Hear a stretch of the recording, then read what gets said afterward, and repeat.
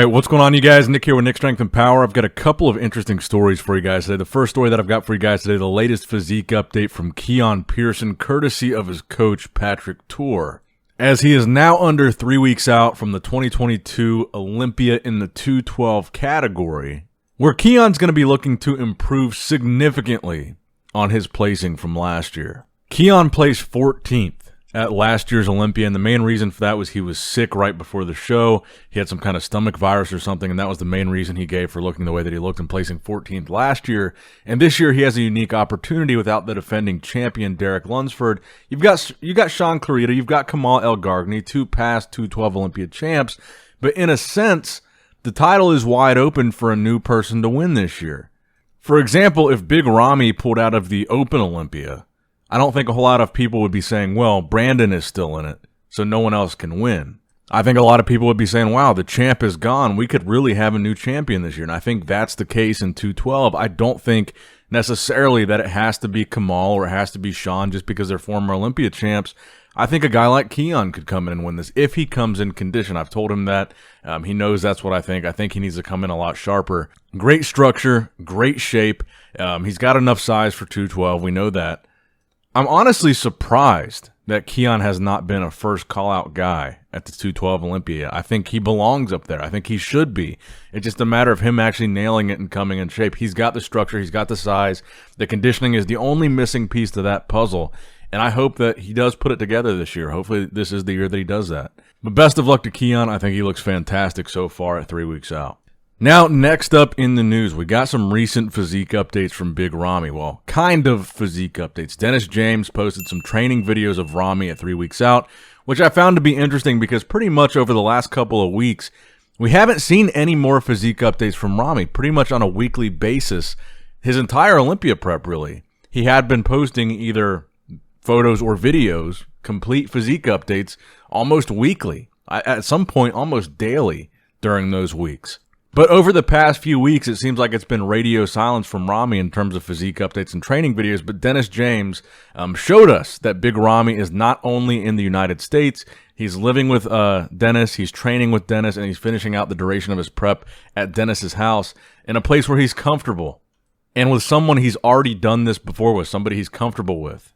And even though you can't see a whole lot of Ramy's physique in these updates, I think what you can see, he looks impressive. He still looks full. He still looks round. He doesn't look overly depleted. A lot of vascularity and detail in the arms from what you can see. But again, it's not much. I would like to see more maybe at some point before the Olympia, and maybe we'll get like a couple days out update or something. But it does seem like the Big Ramy camp has gotten a little bit quieter in terms of updates. And that could be a strategic move to keep the competition guessing, to keep them on our toes. But while this update doesn't give us much actual indication of how Big Ramy's complete physique is looking right now, I think it still confirms and reaffirms my opinion that Ramy's going to win, because I don't see any indicators that Ramy looks off. That's mostly what I'm looking for. Is there anything that looks like an injury? Is there anything that looks like it's going to be an issue for him? Is there anything that looks like his conditioning is not on track compared to the other guys? Because that's going to be the scenario that stops Ramy from winning. Does something go wrong? Does he have an injury? Is he off? Those are the things that are going to keep him from repeating, and we haven't seen any of that in any of the updates. In fact, he looks hyper-focused. He looks completely on track. No injuries to be seen. Conditioning looked good the entirety of his prep. No travel issues, no visa issues. He's here in the States already. I see no indicators that Ramy should not win this year's Olympia. I just don't think that if he's on and he's not injured, he's conditioned, he looks better than last year, I don't think anybody at 100% is beating him at 100%. Now, I did see a lot of people talking about this physique update that his friend Ahmed Salah posted, and it's a video where he's posing his legs, and I did confirm that this is not a recent physique update. Clearly, the facial hair is completely different, and he has a layer of protan on, which to me, this would suggest this is from a year or two ago, where he was actually in Vegas maybe just a couple days before the Olympia, because right now he clearly doesn't have Protan on in any of these training videos. And right now his facial hair clearly doesn't look like that. That is not a recent update from Ramy. In fact, I think it's a year or 2 years old. So I know there was a lot of confusion about that because a lot of people sent me screenshots of that posing video there. It is not from this year's prep. I did confirm that. So I just wanted to clear up that confusion. Now, next up in the news, we did get a couple more physique updates from recent footage of Derek Lunsford at a couple weeks out from the Olympia, well, 3 weeks out from the Olympia, where to me he looks massive, and that's the big thing that I'm looking for from Derek, as well as conditioning. We already pretty much know the shape is going to be there, that structure, that V-taper, the wide flaring lats, the small waist, kind of the X-frame now with the bigger legs. We know that's pretty much going to be there. We're looking at the two most subjective factors, which are how big is he going to look compared to these men's open guys coming from 212, and will he be able to keep that conditioning with this added size? Because obviously he is playing the size game a little bit. He has clearly added size from the physique that he had when he was a 212 competitor, and that's really the biggest question for me, is if he is going to be bigger, he's clearly going to look bigger next to these guys.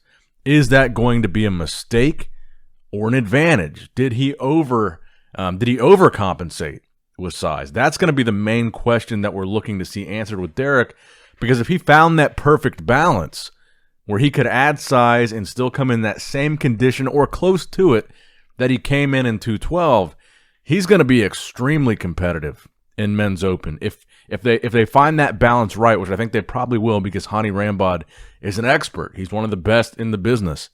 I think Derek looks really, really dangerous here, and I'm excited to see how he does. I believe I had him in 5th in my Olympia predictions, and I could see him even potentially moving up into an even higher placing than 5th, depending on how well he nails it at the Olympia. I think Derek is that good. Let me know if you agree or disagree in the comment section down below. Now, we also got physique updates from two of the best Brazilian bodybuilders in the Olympia this year, one in classic physique and one in men's open bodybuilding, that being Rafael Brandao and Ramon Dino.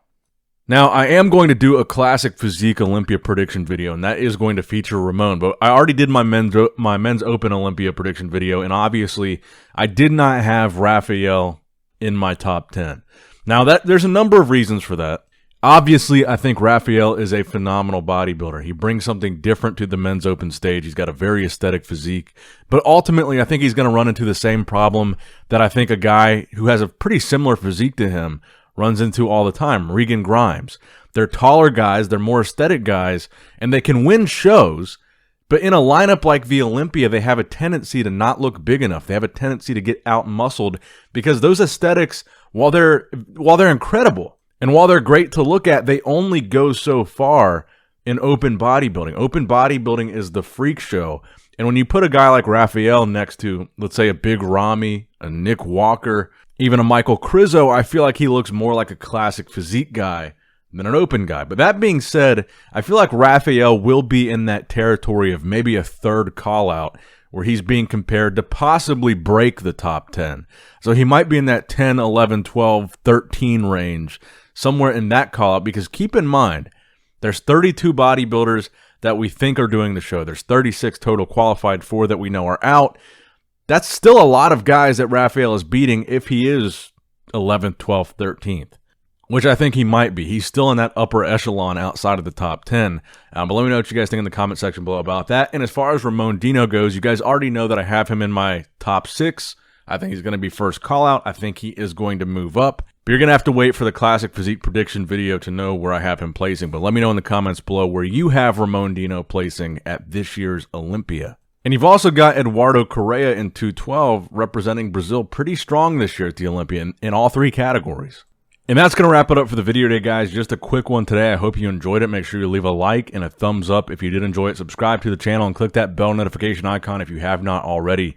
And as always, I love you guys. I appreciate you guys. Nick Strength and Power signing out. All right, guys, don't forget to click that like button and subscribe to this channel if you enjoy the content. Also, check out my Instagram at NickStrengthPower. my Facebook page, which is simply Nick Strength and Power, my secondary YouTube channel, Nick Strength and Vlogs, for vlogs and bonus content that you will not see on this channel, and consider subscribing to my third YouTube channel, Nick Strength and Pokemon, which is all things Pokemon and trading card games, completely unrelated to this channel. So if you're into that, give that one a look, and all links to merchandise and social media will be in the description box below. If you guys want a Nick Strength and Power t-shirt, that will be in the Shopify link below. Have a great day.